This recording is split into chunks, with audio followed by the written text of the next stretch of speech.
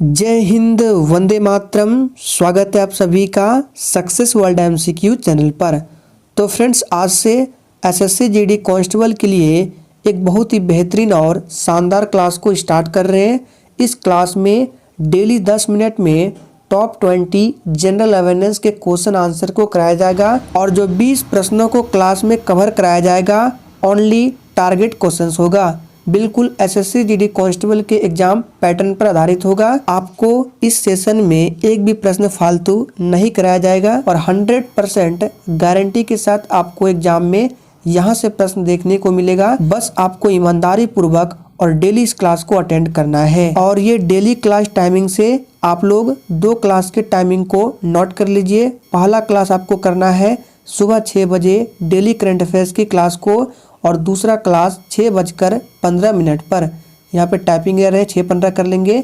6:15 पर SSC GD constable GK GS का set और पीडीएफ के लिए आप लोग टेलीग्राम को ज्वाइन कर सकते हैं। टेलीग्राम का लिंक आपको डिस्क्रिप्शन बॉक्स में मिल जाएगा। तो चलिए शुरुआत करते हैं फर्स्ट क्वेश्चन से। पहला प्रश्न है, भारत की मुख्य भूमि की दक्षिणी सीमा क्या है? और देखिए, जो प्रश्न मैप के साथ होगा आपको मैप के साथ समझाया जाएगा। और देखिए, आप लोगों को लाइव चैट का ऑप्शन मिलता है। अगर आप लोगों को किसी भी प्रश्न का आंसर पता है तो आप लोग लाइव चैट में अपना आंसर जरूर करेंगे। तो देखिए, इस प्रश्न में मुख्य भूमि की दक्षिणी सीमा बताना है। तो ये आपका इंडिया का मैप हो गया और ये मुख्य भूमि का दक्षिणी सीमा है। तो यहाँ पे देख सकते हैं मैप में ये कितना है। तो ये 8 डिग्री 4 मिनट है। ये जो सीमा है 8 डिग्री 4 मिनट से और ऊपर में देख सकते हैं ये है 37 डिग्री 6 मिनट तक। लेकिन आपको ये बताना है दक्षिणी सीमा क्या है। तो इसका सही जवाब क्या होगा? ऑप्शन सी में देख सकते हैं 8 डिग्री 4 मिनट उत्तरी अक्षांश। ये जो है भारत की मुख्य भूमि की दक्षिणी सीमा है। तो सी ऑप्शन जो ये बच्चे दिए हैं बिल्कुल सही जवाब है। दूसरा प्रश्न है, भारतीय मानक समय आधारित है। वेरी मोस्ट इम्पॉर्टेंट प्रश्न है। ये प्रश्न एसएससी जीडी के एग्जाम में पूछा गया प्रश्न है। तो दूसरे का राइट आंसर जो ये बच्चे ऑप्शन सी को दिए हैं बिल्कुल सही जवाब है। 82.5 डिग्री पूर्व देशांतर पर भारतीय मानक समय आधारित है। तीसरा प्रश्न है, हिमालय पर्वत एक मुख्य प्रकार है। किस पर्वत का प्रकार है? सोच समझकर आंसर करना है और प्रत्येक स्टूडेंट को लाइव चैट में आंसर देना है। तो देखिए, हिमालय पर्वत जो है ये एक प्रकार का वलित पर्वत का उदाहरण है। तो सी ऑप्शन जो ये बच्चे लाइव चैट में दिए हैं बिल्कुल सही जवाब है। चौथा प्रश्न है, बद्रीनाथ अवस्थित है। चलिए आंसर बताएंगे, बद्रीनाथ कहाँ अवस्थित है? तो इस प्रश्न का सही जवाब है बद्रीनाथ ये कुमाऊं हिमालय में अवस्थित है। तो ऑप्शन ए को जिसने भी टिक किया है बिल्कुल सही जवाब है। और राज्य पूछे कि बद्रीनाथ किस राज्य में है, तो ये उत्तराखंड राज्य में है, ध्यान रखना है। नेक्स्ट क्वेश्चन देखिए, आर्यों ने भारत में किस दर्रे से होकर प्रवेश किया था? ये भी प्रश्न एसएससी जीडी के एग्जाम में पूछा गया प्रश्न है। चलिए आंसर बताएंगे और देखिए, आप लोगों को एक एक प्रश्न ध्यान से पढ़ना है, ध्यान से सुनना है। तो देखिए, आर्यों ने भारत में किस दर्रे से होकर प्रवेश किया था? तो आप लोग देख सकते हैं ये खैबर दर्रा का चित्र है। तो सही जवाब होगा खैबर दर्रा से होकर भारत में प्रवेश किया था आर्यों ने। छठा प्रश्न है, मोहनजोदड़ो कहाँ स्थित है? सभी ऑप्शन को सही से देखिए। आप लोग देख सकते हैं ये मोहनजोदड़ो का नगर है। आपको बताना है ये वर्तमान समय में कहाँ है। तो ये वर्तमान समय में सिंध में स्थित है, पाकिस्तान के सिंध प्रांत में स्थित है, ध्यान रखना है। नेक्स्ट क्वेश्चन, भारत में हिमालय की सर्वोच्च पर्वत चोटी कौन सी है? मोस्ट इम्पॉर्टेंट प्रश्न है, इसको भी आप लोग मार्क करेंगे। भारत में हिमालय की सर्वोच्च पर्वत चोटी कौन सी है? तो जो ही बच्चे लाइव चैट में कंचनजंगा को दिए हैं बिल्कुल सही जवाब है। आप लोग यहाँ चित्र में देख सकते हैं कंचनजंगा और ये कहाँ पर है? तो ये सिक्किम में है, ध्यान रखना है। लेकिन अगर विश्व में पूछे कि हिमालय की सर्वोच्च पर्वत चोटी कौन सी है, तो माउंट एवरेस्ट है, ध्यान रखना है, माउंट एवरेस्ट है।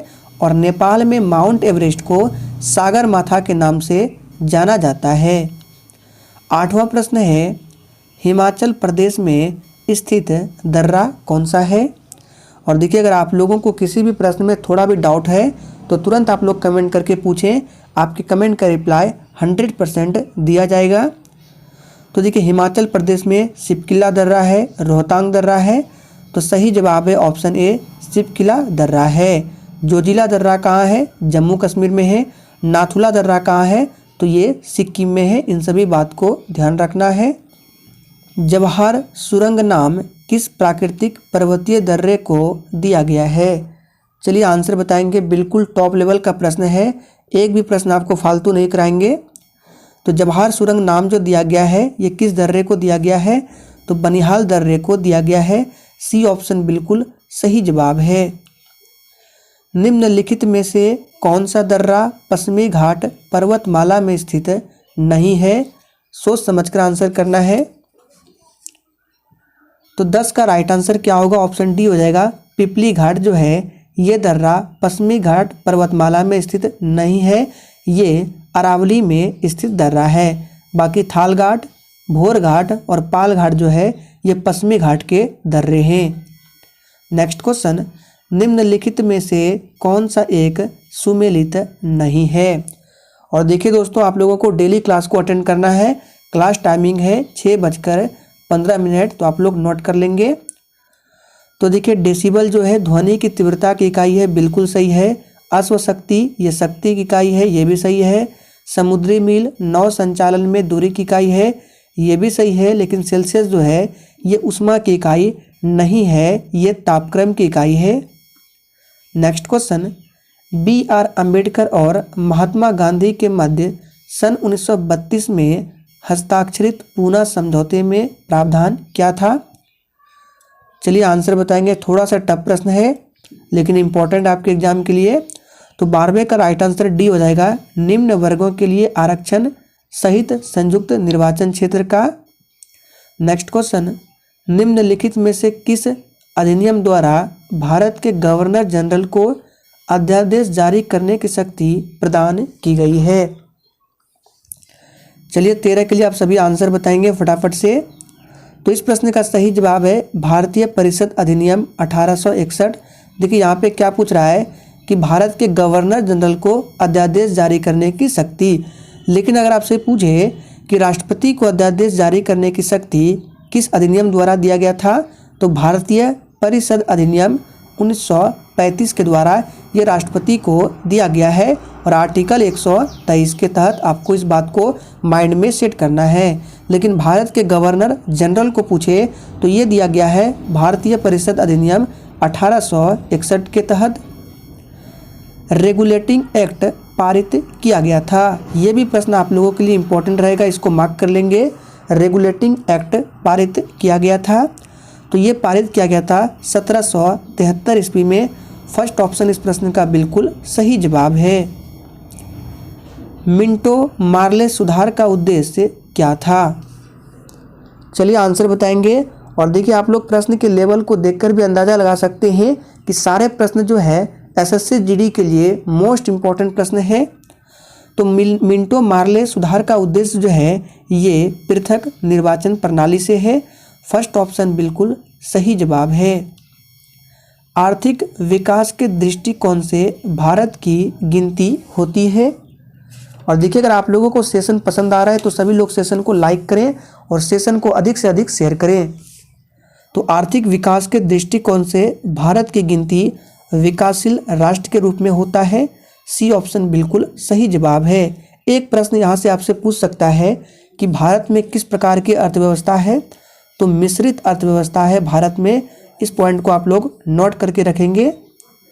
नेक्स्ट क्वेश्चन, निम्नलिखित में से किसने स्वयं को हिंदुस्तान का तोता कहा था?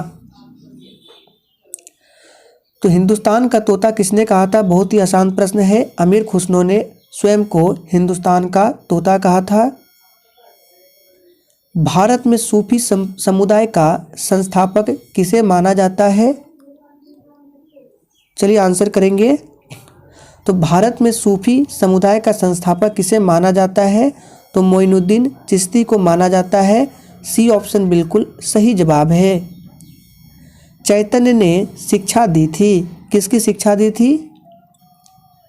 तो 19 नंबर प्रश्न भी आप लोगों के लिए इम्पोर्टेंट रहेगा, इसको मार्क कर लेंगे। चैतन्य ने भक्ति की शिक्षा दी थी। फर्स्ट ऑप्शन इस प्रश्न का बिल्कुल सही जवाब है। भूटान का राष्ट्रीय खेल कौन सा है? आप लोग चित्र में देखकर आंसर कर सकते हैं। भूटान का राष्ट्रीय खेल कौन सा है? तो ये तीरंदाजी है। डी ऑप्शन बिल्कुल सही जवाब है। भूटान की राजधानी की बात करें तो थिम्पू यहाँ की राजधानी है। तो फ्रेंड्स, आज के सेशन में हम लोगों ने 20 महत्वपूर्ण प्रश्नों को कवर किया। तो आप लोग कमेंट करके जरूर बताएंगे कि क्लास आप लोगों को कैसा लगा। तो आज के लिए इतना ही, तब तक के लिए जय हिंद।